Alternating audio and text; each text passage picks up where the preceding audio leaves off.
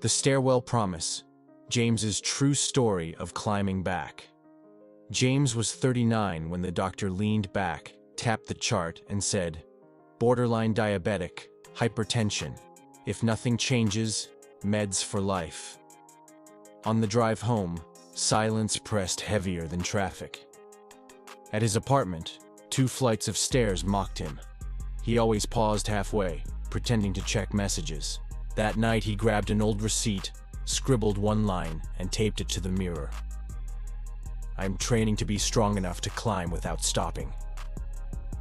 Beneath it he added, "No drama, only evidence. No gym membership, no new gear, no miracle.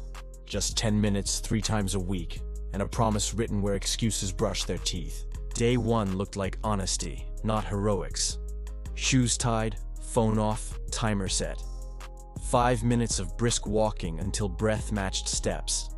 Then a circuit. Sit to stand from a chair for controlled squats, countertop push-ups to spare cranky shoulders, backpack rows for posture, suitcase carries with grocery bags down the hallway, and a 30-second plank. He filmed one set, saw his back arching, fixed it with 2 cues, ribs down, hips back. He stopped with 2 reps in reserve, logged it in a dollar store notebook, showed up. Not perfect, proud. The point wasn't to impress anyone, it was to make day 2 possible. The plan fit his paychecks and shifts.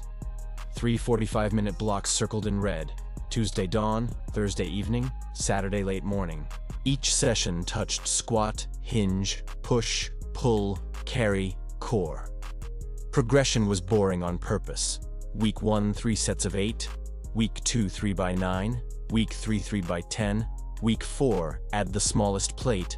Reset to 3 by 8. Warm-up, 5 minutes of walking, band pull-aparts, 2 easy ramp sets. Cool down, 2 minutes of nose breathing. 2 Zone 2 walks a week built lungs that stopped gasping at stairs.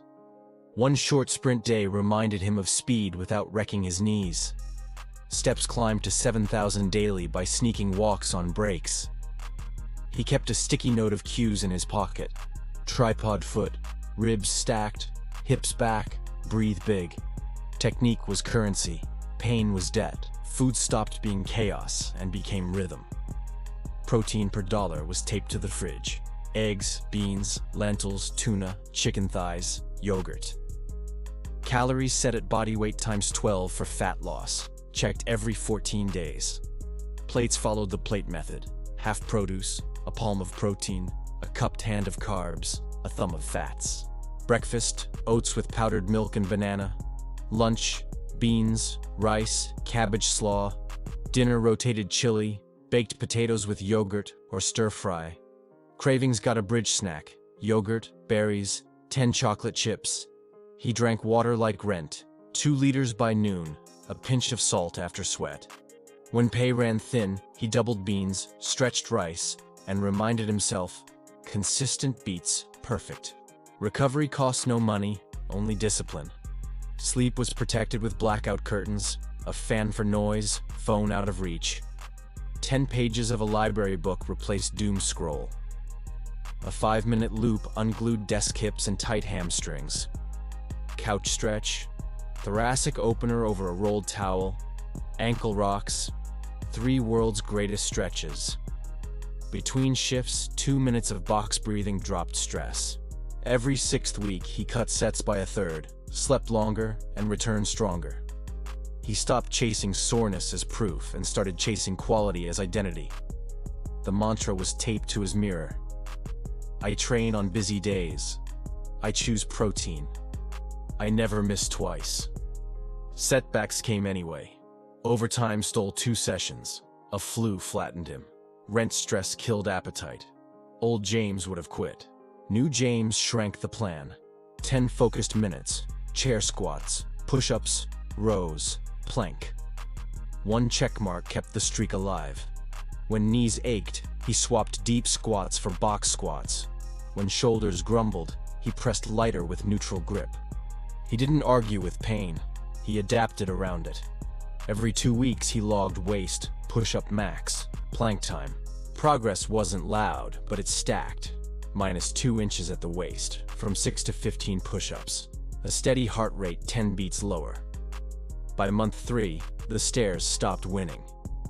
One evening, groceries in both hands, James climbed without stopping, lungs calm, posture tall. He laughed at the landing, realizing the receipt on his mirror had turned into reality. At the clinic, blood pressure fell back in range, glucose steadied. The doctor asked what program he'd joined. He said, "No program, a promise." That weekend, his nephew asked him to race to the top floor.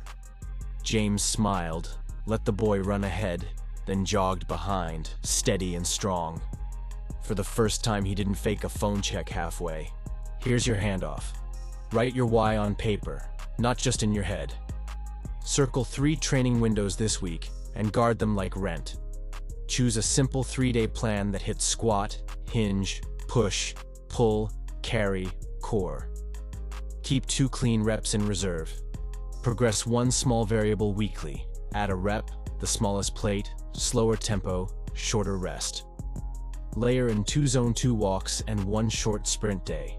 Build boring, affordable plates anchored in protein.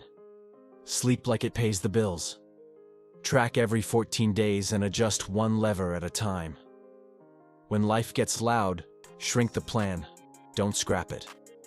If you're still reading, you're ready. Lay out your shoes tonight. Fill your bottle now. Tape a 4-box grid to the fridge.